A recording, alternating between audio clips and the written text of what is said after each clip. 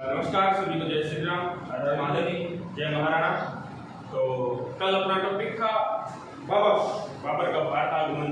कल अपन किया था बाबर का भारत आगमन। ठीक है, इसमें मैंने क्या देखा था, थोड़ा सा रिवीजन कर लेते हैं ना कि बाबर का शासक था, परगना का। ठीक है, जन्म कब हुआ बाबर का? 14 फरवरी 1483 को। ठीक है, बाबर के पिता का नाम उमर शैख मिर्जा उसकी उपाधि थी। माता का नाम कुतुलुग निगार खानम। माता का नाम क्या? कुतुलुग निगार खानम। ठीक है, और 1494 में बाबर के पिता उमर मिर्जा की मृत्यु हो जाती है, तो बाबर परगना का शासक बनता है। शासक बनते ही उसने क्या किया? सबसे पहले समरकंद पे आक्रमण करते, लेकिन समरकंद को जीत नहीं पाया। बाद में 1496 के अंदर वापस समरकंद पे आक्रमण करता है। समरकंद पे आक्रमण करने के बाद समरकंद को जीत लेता है और वहाँ पे कितने दिनों की सरकार चलाता है? 100 दिन शासन करता है। लेकिन बाद में समरकंद पे वापस आक्रमण कर देते हैं। कौन? उज्बेकों ने समरकंद पे आक्रमण किया और उस आक्रमण के कारण उसे समरकंद छोड़ना पड़ा। समरकंद के साथ साथ उसे फरगना भी छोड़ना पड़ा। तो वो अब कहाँ पर चला जाता है? फारस चला जाता है। और किसके पास में जाता है? शाह इस्माइल के पास शरण लेता है। शाह इस्माइल उसे शरण देता है, साथ में सैन्य शक्तियां भी उसे देता है। और एक शर्त, उसके सामने 2 शर्तें रखता है। क्या? एक तो वो किसको अपनाएगा? शिया मत को अपनाएगा। दूसरा, काबुल जीत करके शाह इस्माइल को गाइड करेगा, है ना। अच्छा, इसके बाद 1502 के अंदर वापस जो था बाबर ने समरकंद पे आक्रमण किया। तो वहां पर एक सरायुपाल का युद्ध होता है। किसके बीच होता है? शेबानी खान। उज्बेक शासक था कौन? शेबानी खान। और शेबानी खान और बाबर के मध्य एक सरायुपाल का युद्ध होता है। इस युद्ध के बाद 1504 के अंदर बाबर काबुल को जीत लेता है। काबुल जीतने के बाद बाबर ने सबसे पहले 1507 में उसको लगा था कि मिर्जा वाली जो उपाधि है ना, ये खराब कर रही है, अब सगुन माना जा रहा था ना, अब सगुन है, इसको हटाना पड़ेगा। तो 1507 में बाबर ने क्या कर दिया था? मिर्जा की उपाधि का त्याग किया। और उपाधि कौन सी ले ली थी? मोस्ट इंपॉर्टेंट है, कौन सी उपाधि ली थी? बादशाह या फिर पादशाह। बादशाह या फिर पादशाह की उपाधि लेते हैं। और इस बादशाह का अर्थ क्या होता है? बादशाह का अर्थ होता है स्थायी स्वामी। बादशाह का क्या है? स्थायी स्वामी। ठीक है ना। अब एक बात और याद रखनी है कि बादशाह की उपाधि धारण करने वाला प्रथम शासक कौन था? बाबर का पूरा नाम जहीरुद्दीन मोहम्मद बाबर। बाबर का पूरा नाम जहीरुद्दीन मोहम्मद बाबर। ठीक है, तो बादशाह की उपाधि ले लेता है। उसके बाद उसने क्या किया? समरकंद पर अपना ध्यान हटा करके ध्यान के ओर केंद्रित किया भारत की ओर। भारत पर मुख्य 4 बार आक्रमण करता है। 1519 से लेकर के 1524 के बीच में बाबर ने बाद में कितने आक्रमण किए? 4। ये पहला आक्रमण कौन सा? 1519 में। किस पे किया? बाजोर और भेरा। बाजोर या भेरा का आक्रमण। और उस समय भारत में सर्वप्रथम तोप खाने का प्रयोग, भारत में सर्वप्रथम तोप खाने का प्रयोग कब होता है? 1519 बेरा के किले को जीतने के सर्वप्रथम तोप खाने का प्रयोग। ठीक है। अच्छा, एक बात और मैं बतानी भूल गया, तोप रोकने की विधि या तोप जब तोप को ठहराया जाता था, उस विधि को क्या कहते थे? कौन सी विधि प्रयोग में ली जाती थी? तो उस्मानी विधि। कौन सी? उस्मानी या फिर उस्मानी विधि का प्रयोग किया जाता था। ठीक है ना। अच्छा, तो उसके बाद दूसरा आक्रमण किसके विरुद्ध करता है? यहाँ पे करता है सियालकोट पे। सियालकोट मुल्तान कब करता है? 1520। इसके बाद 1520 के अंदर वापस एक आक्रमण और करता है यूसुफजाई जाति के विरुद्ध। जाति वाला यूसुफजाई और यूसुफ जाइयों के विरुद्ध आक्रमण किया। फिर 1524 के अंदर लाहौर व दीपालपुर को जीत लिया।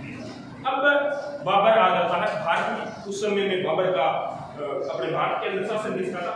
दिल्ली पर इब्राहिम लोदी वंश का शासक था इब्राहिम। अब भारत में बाबर के प्रमुख युद्ध पड़े कर रहे थे। यहाँ तक कल्पना नहीं कर लिया था ना कि बाबर के बाद प्रमुख युद्ध देख लिए थे। ऑलमोस्ट बाबर के बाद में प्रमुख युद्ध कौन से? उसके जीवन के 4 महत्वपूर्ण युद्ध कौन से? नंबर 1 पे कौन सा था? पानीपत का युद्ध। नंबर 2 पे खानवा का युद्ध। नंबर 3 पे कौन सा था? चंदेरी का युद्ध। नंबर 4 पे कौन सा था? घाघरा, घाघरा है ना, ये घाघरा को पहला युद्ध पानीपत का कब हुआ था? 1526। बस अगले साल में होता गया 1527, 28 और 29 में होता गया 1529 और 1530 में तो टपक ही गया था है ना, दिन पूरे हो गए थे बाबर के 1530 में। बेचारे ने बाद में शासन शुरू किया और किसी ये सोचता था कि भारत की धरती बहुत अच्छी लगी। बाबर आया तो इसके लिए था, धन लूटने के लिए आया था भारत से, क्योंकि लगातार युद्धों के अंदर रहने कारण उसकी आर्थिक स्थिति बहुत कमजोर हो गई। तो भारत सभी को पता था, उधर वालों को, कि भारत क्या अपनी सोने की चिड़िया, और उन लोगों ने क्या सोचा, सोने की चिड़िया लूट लूट कर कागज की चिड़िया बनानी है। ठीक है, तो बाबर आया तो बाद में इसके लिए ना धन लूटने के लिए आया। लेकिन यहाँ पर आने के बाद ना यहाँ की भूमि की सुगंध और भूमि बहुत अच्छी लगी, तो इसलिए बाबर ने यहीं पर रहने का विचार बनाया। लेकिन उसको क्या पता था कि उसका काल, उसका यमराज उसके सर पे है। 1529 में घाघरा के युद्ध लड़ता और 1530 में बाबर। तो युद्धों की बात करते हैं थोड़ी थोड़ी में, ठीक है। बाबर पानीपत में युद्ध किसके बीच होता है? सारे युद्ध बाबर के साथ होंगे, चारों युद्ध बाबर। अब इसके साथ साथ में युद्ध कौन कौन था? पानीपत में कौन था? इब्राहिम लोदी था। ठीक है, यहाँ पर इब्राहिम लोदी को युद्ध भूमि में मार दिया था, उसने युद्ध भूमि में मारा गया। तो अपना क्वेश्चन क्या बनता है कि दिल्ली सल्तनत का कौन सा शासक था, या कौन सा बादशाह था, या कौन सा सुल्तान था जिसकी मृत्यु युद्ध मैदान में हुई? तो कौन था? इब्राहिम लोदी, एकमात्र दिल्ली का सुल्तान जिसकी मृत्यु युद्ध भूमि में हुई। ठीक है, तो याद रह जाएगा। ठीक है, अच्छा उसके बाद में युद्ध होता है खानवा का, किसके साथ में? राणा सांगा के साथ। राणा सांगा के साथ में खानवा का युद्ध 17 मार्च 1527, 17 मार्च 1527 में बाबर के साथ में, बाबर और राणा सांगा के बीच में एक युद्ध होता है, जिसे खानवा का युद्ध। अच्छा, खानवा पड़ता है कहाँ पे? खानवा रूपवास तहसील, रूपवास तहसील, रूपवास तहसील के अंदर खानवा। ठीक है, देखो खानवा का युद्ध अपने राजस्थान के इतिहास के लिए इंपॉर्टेंट है कि खानवा के युद्ध में दो बड़े शासक, इधर काबुल का कौन है? बाबर, इधर अपने मेवाड़ का कौन है? राणा सांगा। सैनिकों का भगनाव शेष जिसे कहा जाता है, हिंदू सुल्तान, हिंदूपुत्र जिसे कहा जाता है ना। और राणा सांगा के बारे में तो कहा जाता है शरीर पर घाव नवासी, फिर भी खड़ग उनकी प्यासी, है ना, कि उनके शरीर पे 80 घाव थे और फिर भी उनके तलवार जो थी, खड़ग मतलब तलवार, है ना, तलवार खून की प्यासी जाती थी। उनकी एक आंख नहीं थी, एक हाथ नहीं था, पैर नहीं था, फिर भी युद्ध किया। छोटे मोटे गिनकर 80 घाव थे उनके। इसलिए कर्नल जेम्स टोड ने राणा सांगा के बारे में कहा है ये तो सैनिकों का भगनाव शेष है। और जब भी युद्ध होता था तो प्रथम पंक्ति में रहा करते थे, राजस्थान के वीर योद्धाओं में से एक है। ठीक है, अब देखो राणा सांगा और बाबर के बीच में युद्ध का कारण क्या है? बाबर की आत्मकथा मिलती है जिसका नाम अपने को मिलता है बाबरनामा। सभी को पता है ना बाबर नामा। देखो बाबरनामा लिखता कौन है? खुद बाबर लिखता है। बाबरनामा अपनी आत्मकथा लिखता है तुर्की भाषा में। तुर्की भाषा में बाबर की आत्मकथा लिखी गई है, कौन सी? बाबरनामा। बाबरनामा के अंदर देखो बाबर कारण बताता है खानवा के युद्ध का क्या कारण है। बाबर कहता कि राणा सांगा ने मेरे को भारत आने का न्योता दिया था। बाबर क्या कहता है कि राणा सांगा ने मुझे भारत आने के लिए न्योता दिया था। रिफ्लेक्शन बड़ा हो गया। तो ठीक है, अब कहता है न्योता दिया, क्यों दिया न्योता? कहते बाबर कहता है कि राणा सांगा ने मुझे पत्र लिखा, पत्र में कहा कि दिल्ली का सुल्तान है इब्राहिम लोदी, ठीक है, और तुम भारत आ जाओ और अपने दोनों मिलकर के क्या करेंगे? इब्राहिम लोदी को हरा देंगे, दिल्ली पर अपना कब्जा कर लेंगे और जो साम्राज्य होगा उसका आधा आधा बंटवारा कर लेंगे। लेकिन राणा सांगा ने मेरे को बुला लिया और बाद में मेरा साथ देने से मना कर दिया। तो एक बड़ी बात सुनने में कौन सी आवे? जिस राणा सांगा ने इब्राहिम लोधी को पहले 2 युद्धों में हरा दिया, बांदी और काकोली के युद्ध में हरा दिया, उस इब्राहिम लोधी को हराने के लिए इस सरापी को बुलाएगा, कोई बेवड़े को बुलाएगा? बात मुफ्ती है क्या कहीं? ऐसा हो सकता है क्या कि जिस व्यक्ति को आप पहले 2 बार हरा चुके हो, है ना, कूट के भगाया हो, घसीड़ के, और उस आदमी को हराने के लिए आप किसी तीसरे व्यक्ति को बुलाओगे क्या? वो बंदा वैसे ही अपने सामने नहीं आएगा, डरता कब हरा टूटा है, कब घिसा जाता है ना? तो ये बात तो एक मिथ्या मान, मतलब एक तरह से बाबर क्या राणा सांगा पे इल्जाम ही लगाया, दारू पिया होगा, है ना, 4 पैक ज्यादा लगा लिए होंगे, बोल दिया होगा कि राणा सांगा ने मेरे को न्योता दिया था जी, ऐसा कुछ भी नहीं था। राणा सांगा और बाबर के, अब देखो बाबर ने इस युद्ध में क्या किया, मैंने कल आप लोगों को बताया, खानवा के युद्ध से पहले एक युद्ध और होता है, कौन सा? बयाना का युद्ध, है ना? बयाना का युद्ध कब होता है? फरवरी 1527 में बयाना का युद्ध है। अब बयाना के युद्ध में ना अकबर खुद नहीं आता, भी सॉरी बाबर खुद नहीं आता, युद्ध करने के लिए अपनी सेना भेज देता है, और इन सैनिकों को बड़े तसल्ली से पूछता था, और सैनिक वापस गए आगरा जाकर के बाबर को बोला, भाईला राणा सांगा से युद्ध करना तो मैं कौन जवान? बोले क्यों है? क्योंकि तो याद नहीं है, राजस्थान राजपूत में याद नहीं है, डाकी है फुटे बोलते हैं, तो एक झुकड़ पर जब 4 होते हैं, मैं कौन जवान? बाबर ने समस्या में आ गया, बाबर युद्ध का ऐलान भी कर दिया और सैनिक जब युद्ध करने से मना तो समस्या होती ना, तो बाबर अब लालच दे रहा है। बाबर कहता तुम लोगों को हमेशा ये शिकायत रहती है कि आप शराब हो जाता पीते, मैं शराब पीनी छोड़ दूंगा। सैनिक कहते ना छोड़, भारत के पी के मर, तू शराब छोड़ा तो माने के फायदे। बाबर कहता तुम लोग युद्ध करने चलो, मैं तुम लोगों को एक सोने की मोहरे दूंगा। बोले सोने की मोहरा को करा लगे, लारा औलाद हमारी अड्डी क्या है, पापा घरासी पापा ये रात का महाराज को मार देगा, भूखा है लगे। और बाद में धीरे धीरे प्रयत्न किए बाबर ने सैनिकों को मनाने के लिए, नहीं तो बाबर के माइंड में एक बात आती है और बाबर क्यों उकसाना शुरू कर देता है।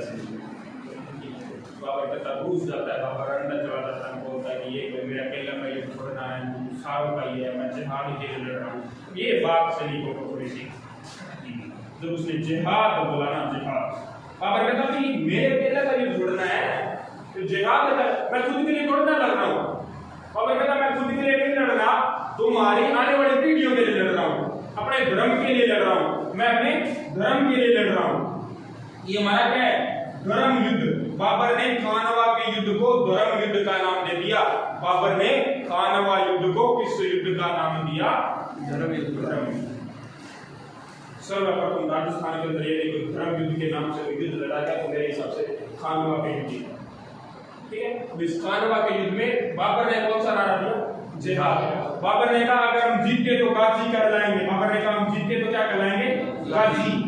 बाबर ने उपाधि दी गाजी की, मर गए तो शहीद कहलाएंगे, मर गए तो शहीद कहलाएंगे। इधर राणा सांगा को भी पता था कि अफगान का शासक, वो सॉरी मर्दना का शासक है और बाबर सेना भी अच्छी है, तो राणा सांगा ने भी क्या किया?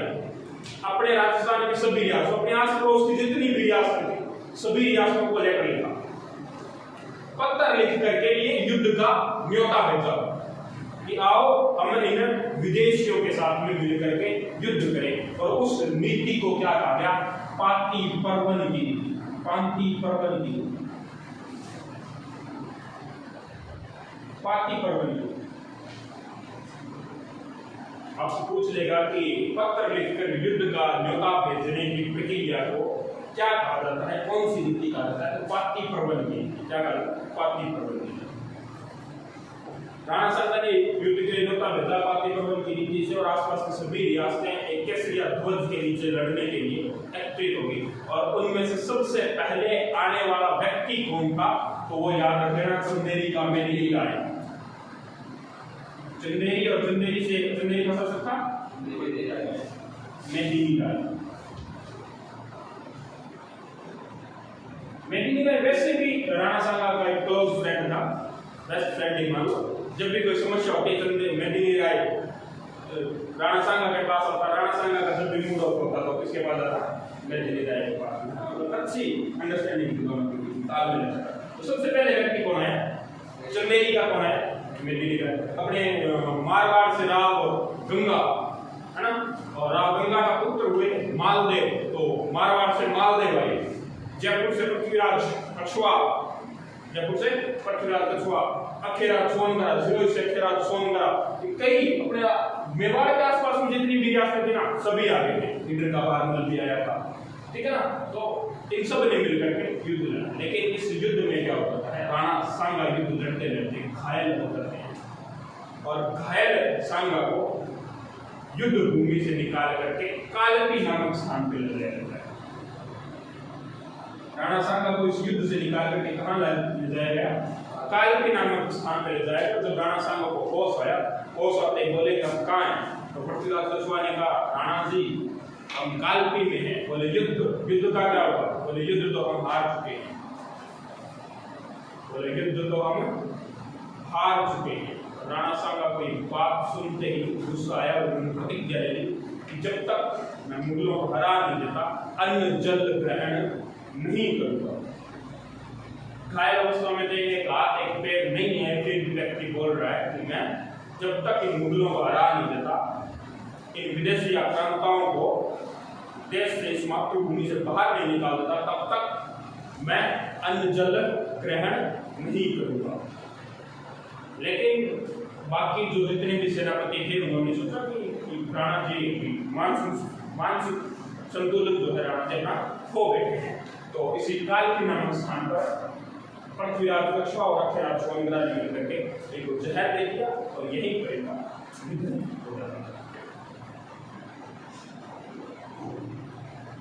और यहाँ से इनको कालपी से बसवा दौसा लाया गया, बसवा दौसा लाया गया। तो बसवा दौसा से मांडलगढ़ भीलवाड़ा में, मांडलगढ़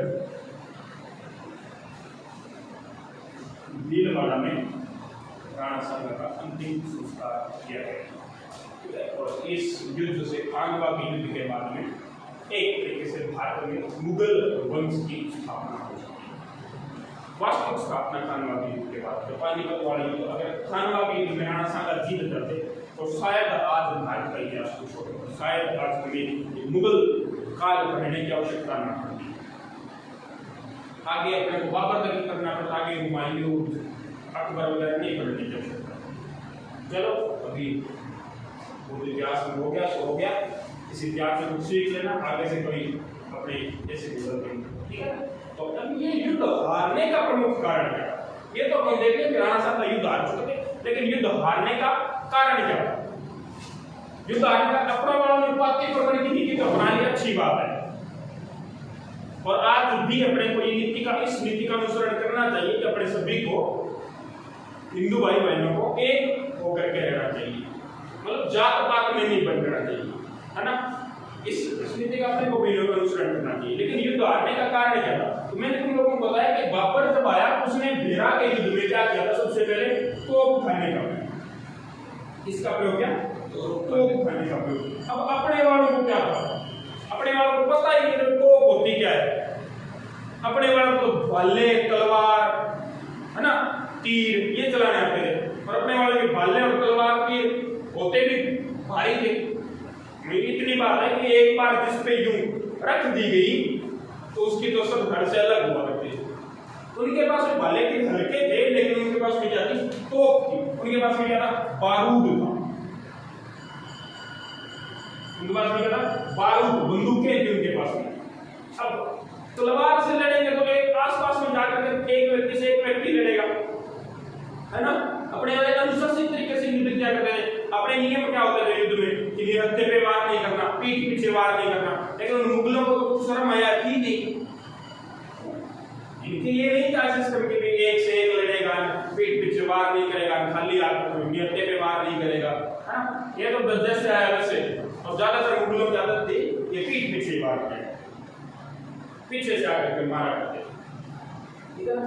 तो सबसे पहले ये युद्ध हारने का सबसे बड़ा कारण क्या कि तोप खाने का, बाबर ने तोप खाने का।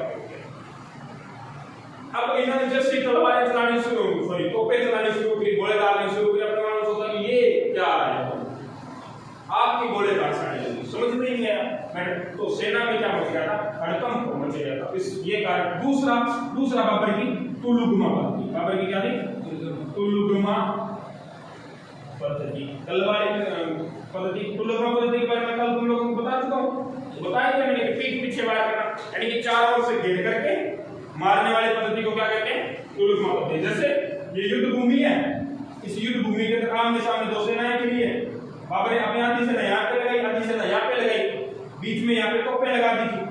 अब जैसे युद्ध शुरू हुआ, दोनों सेना यहाँ से, इन्होंने क्या किया, राणा सांगा की सेना को पीछे से आकर के मारना शुरू कर दिया। और यही सबसे बड़ी हारने का सबसे बड़ा कारण ये था कि एक तोप खाने का प्रयोग बाबर का, तोप खाने का प्रयोग, दूसरा तुलुगमा पद्धति। ये दो चीजें थी जिससे बाबर युद्ध जीत गया और राणा सांगा अपने युद्ध हार गए, खानवा के युद्ध में। अब बात करें चंदेरी के युद्ध के बारे में, ये बिठा दूं, ये बिठा दूं।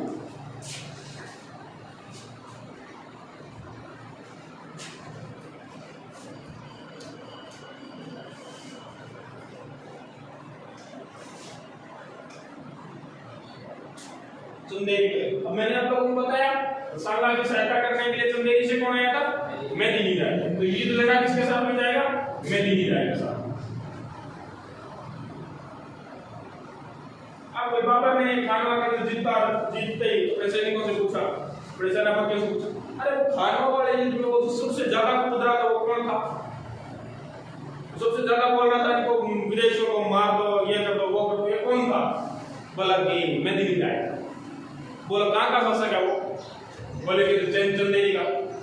और एक सेनापति थी, किसी सैनिक ने बोल दिया कि बादशाह जी वो ना राणा सांगा के ना बहुत ज्यादा करीबी था, राणा सांगा का दूसरा रूप ही मान लो, राणा सांगा का बेस्ट फ्रेंड थे, लंगोटिया यार थे। तो बोले चलो उसी पे आक्रमण करो।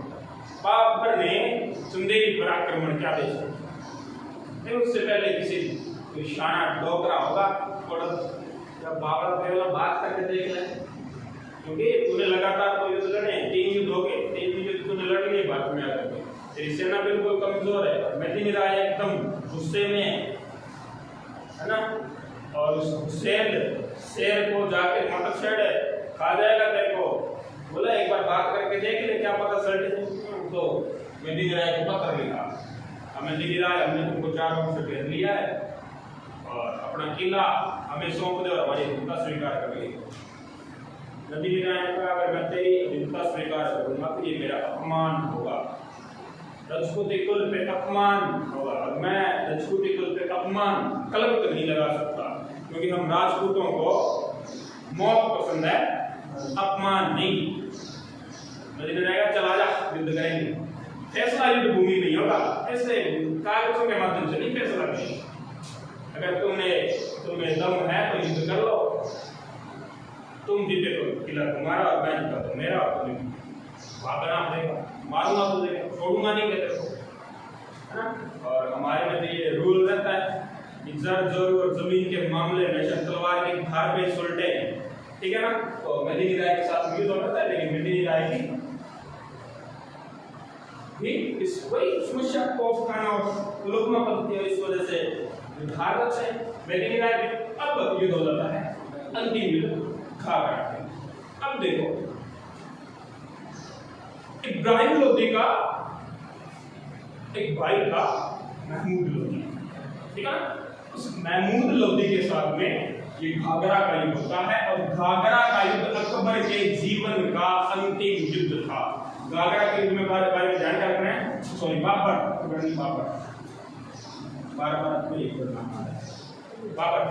बाबर के जीवन का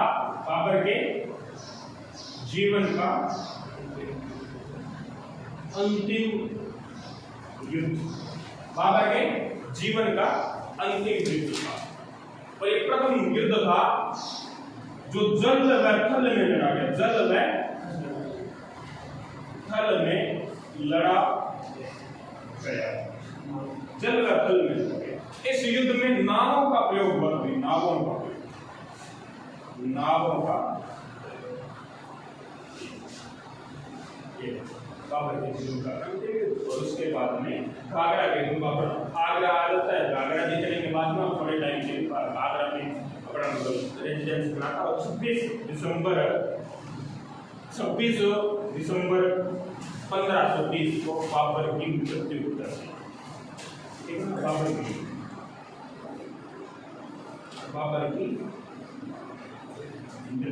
की मृत्यु कब होती है? 26 दिसंबर 1530। 26 दिसंबर 1530, ठीक है ना। कुछ किताबों में 30 दिसंबर में मिलता है, कुछ किताबों में 30 दिसंबर में मिलता है, लेकिन 4 दिन बाद में हुमायूं का क्या होता है? राज्याभिषेक होता है 30 दिसंबर को, ठीक है ना, 4 दिन बाद में।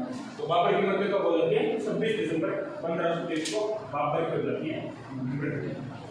इतना समझे? इतना समझ गया? मिटा दो, ठीक है। बढ़िया भी बता रहे हो, दो बढ़िया भी बता रहे हो, ठीक है। तो यहाँ से उतारो बाबर की मृत्यु। बाबर की मृत्यु कब होती है? 26 दिसंबर 1530 को। 26 दिसंबर 1530 बाबर की क्या होती है? 26 दिसंबर 1530 को क्या होती है? बाबर की मृत्यु। तो बाबर को आगरा के अंदर, आगरा किले के पास में एक बाग था आगरा, और आगरा किले के पास में बाग था आराम बाग में बाबर नहीं है हाँ, वो बागे बाबर को काबुल के अंदर उसमें वापस एक बार बाद में इसकी दस्ते में खुदाई करके बाद में दोबारा दफनाया गया। पहली बार यहाँ पे दफनाया गया था आगरा के अंदर। तो यही ध्यान रखना, मुगल कौन सा मुगल शासक जिसे 2 बार दफनाया गया था, तो कौन था? बाबर था, ठीक है ना। आगरा आराम बाग में दफनाया गया पहली बार, बाद में पुणे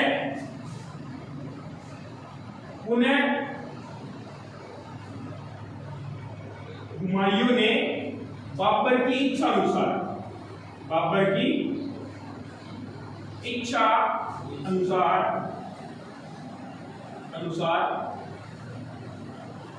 काबुल के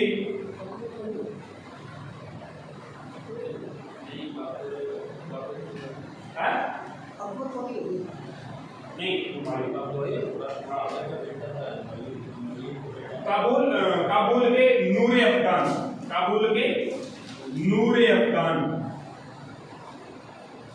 के नूरे अफगान इसे कहा जाता है बागे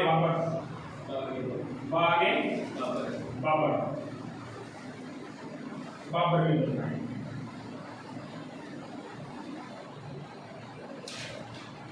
बनना है। ठीक है ना।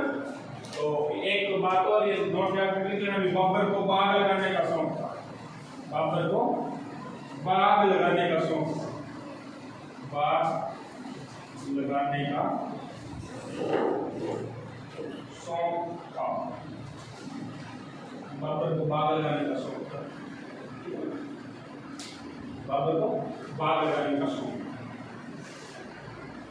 कल वाले जो नोट्स है वो आप लोगों को अपने टेलीग्राम चैनल पे मिल जाएंगे। टेलीग्राम से जुड़े हुए ना सारे के सारे, बस उस पे मिल जाएंगे। ऑनलाइन वालों के लिए वो वीडियो की डिस्क्रिप्शन में मिल जाएगा लिंक, ठीक है ना।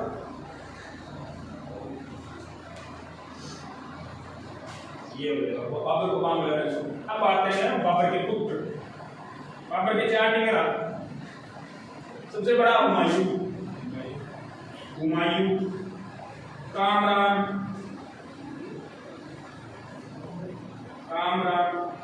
अस्करी और पिंगाल। ये लोग बाबर के 4 पुत्र हैं, हुमायूं, कामरान, अस्करी और पिंगाल। अब देखो बाबर ने मरते मरते हुमायूं के लिए समस्या खड़ी कर दी। समस्या क्या खड़ी कर दी? समस्या ये खड़ी कर दी कि हुमायूं को निर्देश दे दिया, बेटा तुम्हें रोए लागल है, पर मेरे मरने के बाद में नहीं, तेरा 3 भाइयों निराश ना करी, साम्राज्य को बराबर भाग 4 भागों में बांट ली। साम्राज्य का विस्तार कर देना। हुमायूं की